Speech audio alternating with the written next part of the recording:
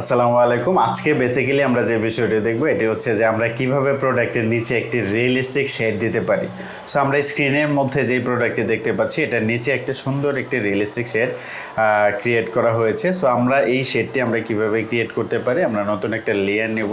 নতুন লেয়ার নিয়ে আমরা এই জায়গা থেকে শেডটিকে ম্যাগনেটিক পলিগনাল লেসো টুলস নিয়ে আমরা একটি শেড ক্রিয়েট করবো। এরকম ক্রিয়েট করার পর দেন আমি ব্যাকগ্রাউন্ড কালারটা ব্ল্যাক রেখে কন্ট্রোল ব্যাক স্পেস প্রেস করলে এটাকে ফিল কালার করে ফেলতে পারবো। দেন আমি কন্ট্রোল ডি প্রেস করে এটাকে ডিসিলেক্ট করে দিলাম। এটাকে আমি প্রোডাক্টের নিচে নিয়ে আসবো।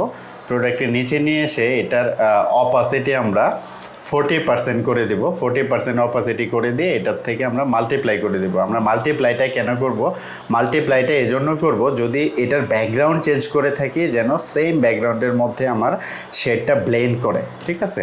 সো খুব সুন্দরভাবে যেন ব্লেন্ডিং হয়ে থাকে আমার ব্যাকগ্রাউন্ডের সাথে, এজন্য আমরা মাল্টিপ্লাই করে দেব। দেন এটাকে আমরা ফিল্টারে যাব। ফিল্টার থেকে আমরা ব্লার গ্যালারিতে গিয়ে আমরা ফিল ব্লার সিলেক্ট করব। ফিল ব্লার সিলেক্ট করে এই জায়গার থেকে আমি পয়েন্টার অ্যাড করব। আমি এখানে একটি পয়েন্টার দিব, এইখানে আরেকটি পয়েন্টার অ্যাড করব। দেন এই জায়গাটাতে আমি একটি পয়েন্টার অ্যাড করব, এইখানে আমি আরেকটি পয়েন্টার অ্যাড করব। এই পয়েন্টারটা দেখেন আমি এটার ব্লারের পরিমাণটা এই জায়গার থেকে বাড়িয়ে দেব। দেন এই জায়গার থেকেও আমি ব্লারের পরিমাণটা এরকম করে বাড়িয়ে দিলাম। দেন এটাতে এসে আমি এই জায়গার থেকে ব্লারের পরিমাণটা হালকা একটু বাড়িয়ে দিলাম। এটার থেকে এসে হালকা একটু ব্লারের পরিমাণটা বাড়িয়ে দিলাম। বাড়িয়ে দিয়ে দেন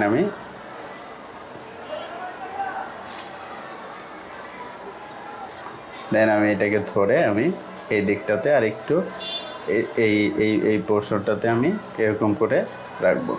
সো এটাকেও আমি আরেকটু এই পোর্শনে রাখবো।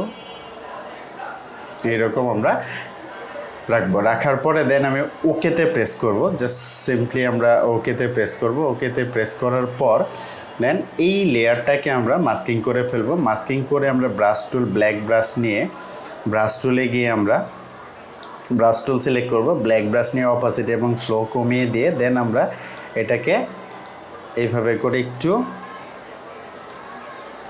এই পোর্শনটাকে একটু সফট করে দেব। এই পোর্শনটাকে আমরা একটু এরকম সফট করে দেব, ঠিক আছে? এই পোর্শনটাকে এরকম সফট করে দেব। সফট করে দেওয়ার পর এটাকে আমরা কন্ট্রোল জে দিয়ে একটা কপি করব। কপি করে এটাকে আবার আমি এই জায়গা থেকে সফট করে দেব। এই পোর্শনটা থেকে আমি আবার সফট করব, এটাকে সফট করব।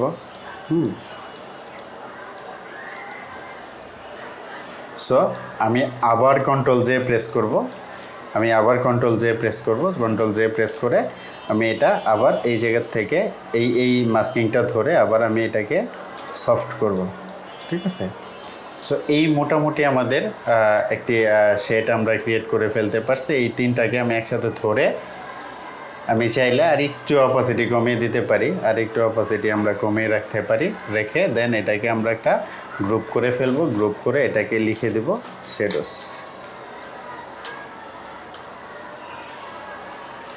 ওকে, সো আমরা খুব সুন্দর একটি শেড ক্রিয়েট করে ফেলতে পারলাম। এটাকে আমরা যদি এই জায়গা থেকে আমরা ব্যাকগ্রাউন্ড কালার চেঞ্জ করে দিই, ব্যাকগ্রাউন্ড কালার চেঞ্জ করে দেওয়ার পরেও দেখবেন আমার শেডটা খুব সুন্দরভাবে কাজ করতেছে। সো আমি যদি এটাকে হোয়াইট করে দিই, হোয়াইট করে দেওয়ার পরেও শেডটা কিন্তু আমার আগের মতোই সুন্দর থাকবে। এটা কেন মানে এটার সাথে ব্লেন্ড হচ্ছে, কারণ হচ্ছে যে আমরা শেডের যে লেয়ারগুলি আছে এই লেয়ারগুলিকে আমরা মাল্টিপ্লাই করে রেখেছি, এই জন্য এটি এত সুন্দর অন্য অন্য ব্যাকগ্রাউন্ডের মধ্যেও পারফর্ম করতেছে। সো আমি যদি এরকম একটি ব্যাকগ্রাউন্ড সিলেক্ট করে থাকি দেখবেন অবশ্যই এই ব্যাকগ্রাউন্ডের মধ্যেও আমার শেডটি অনেক স্মুথ এবং অনেক রিয়েলিস্টিক একটি শেড মনে হচ্ছে।